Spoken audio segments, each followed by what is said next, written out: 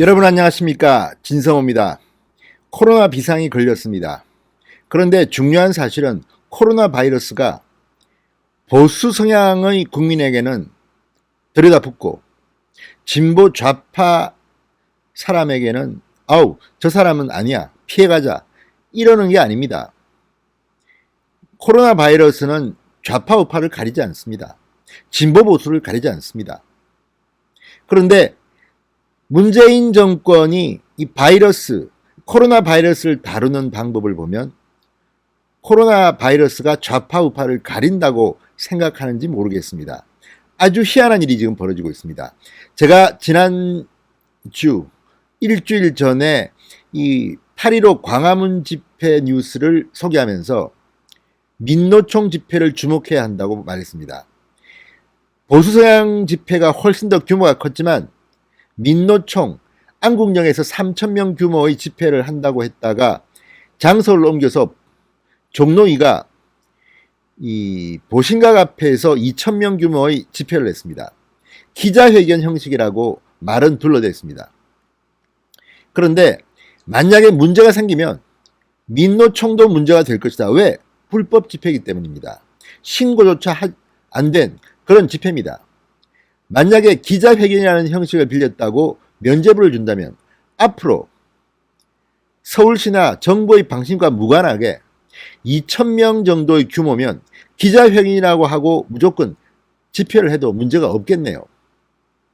지금 서울시는 10명 이상의 집회도 이제 금지하겠답니다. 그전까지는 100명 이상의 장외 집회를 금지했습니다.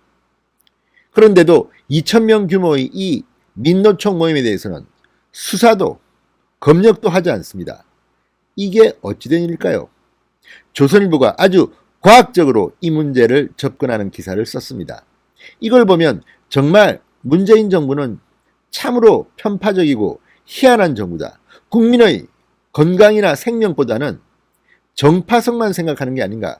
이런 비판을 받아도 아무 할 말 없게 됐습니다. 진성호의 융단 폭격 시작합니다. 문재인 정부를 융단 폭격합니다.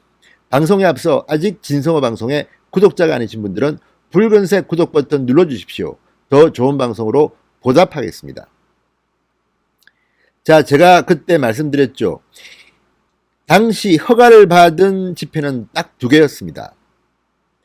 그런데 허가도 받지 않은 민노총의 불법 집회, 자기들은 기자회견이라고 우깁니다만 이것에 대해서는 지금 정부가 관심도 없는 것 같습니다. 자, 수사도 하지 않고 코로나 검사도 하지 않고 그냥 놔둡니다. 정말 문재인 정부가 국민들의 건강을 걱정했다면, 그리고 이 코로나의 확산을 염려했다면 이렇게 해서는 안 되는 거 아닙니까? 자, 지난 광복절을 앞두고 기독교 단체, 민노총, 그 외에도 굉장히 많은 곳에서 대규모 도심 집회를 예고했습니다. 서울시는 집회 금지 명령을 내렸습니다. 대부분 이를 무시하고 강행했습니다. 그때 법원에 허가를 받은 곳이 딱 2군데가 있었습니다. 민경욱 의원이 주도하는 4.15 부정선거 무슨 모임, 그리고 일파만파인가 무슨 보수단체 모임의 100명 규모 집회였습니다. 여기에 대해서는 법원이 서울시의 강제집행 등에 대해서 기각을 했습니다. 집회를 열어도 된다는 겁니다. 나머지는 전부 다 불법이었습니다. 그런데 8.15 집회가 끝나고 난 뒤 코로나 확산이 우려되자 문재인 정부는 애꿎은 보수성향단체의 집회들만 문제 삼고 있습니다. 희생양으로 삼으려고 하는 것 같습니다. 물론 보수성향이든 진보성향이든 책임질 일은 책임을 져야 합니다. 그러나 법의 집행은 공정해야 합니다. 자, 조선일보가 분석한 바에 따르면 지난 15일 서울 도심 집회와 관련해서 모두 31명이 형사 입건됐습니다. 서울시와 정부로부터 감염병 예방법 위반으로 고발된 전광훈 목사 외에도 30명이 모두 당일 광화문 일대에서 현행범으로 체포됐다고 합니다. 16명은 경찰의 해산명령에 불응한 혐의다. 14명은 경찰의 공무집행을 방해한 혐의다. 이렇게 보도했습니다. 그리고 1명은 구속됐습니다. 그 1명은 바로 문재인 대통령에게 국회에서 구두를 벗어 던졌던 그 사람이었습니다. 자, 같은 날 민노총도 종강역 인근에서 2,000명 규모의 집회를 열었습니다. 불법입니다. 하지만 이 집회와 관련해 체포된 사람은 단 한 명도 없었습니다. 민노총은 이곳 집회를 기자회견이라는 이름을 빌려서 열었습니다. 그런다고 해서 집회가 불법이 아닙니까?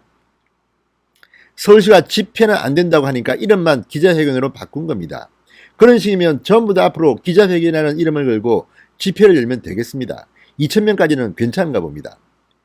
자, 그런데 문제는 당시 경찰은 보수단체 이 집회에는 해산명령을 내렸습니다. 그런데 민노총에게는 해산명령조차 내리지 않았다고 조선일보는 보도했습니다. 자, 방역당국 더 심각합니다. 민노총 집회 참석자는 동선조차 추적하지 않고 있습니다.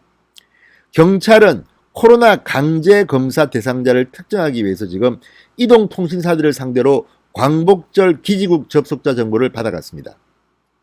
휴대폰 사용 내역을 가지고 당신 그날 광화문에 집회하러 갔지? 색출하는 겁니다.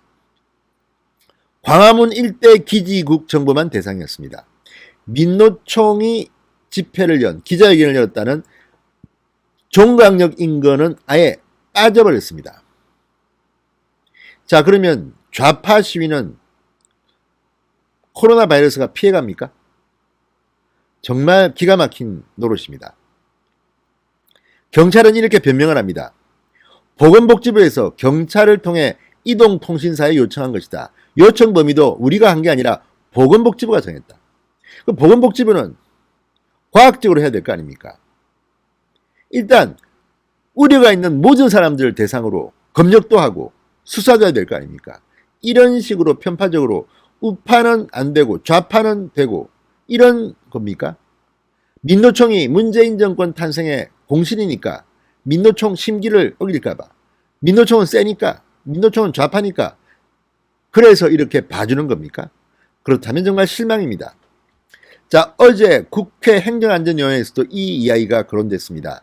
서범수 미래통합당 의원이 이런 질문을 했습니다. 서범수는 서병수 부산시장 전 부산시장의 친동생입니다. 경찰 출신입니다. 서범수 의원이 묻습니다.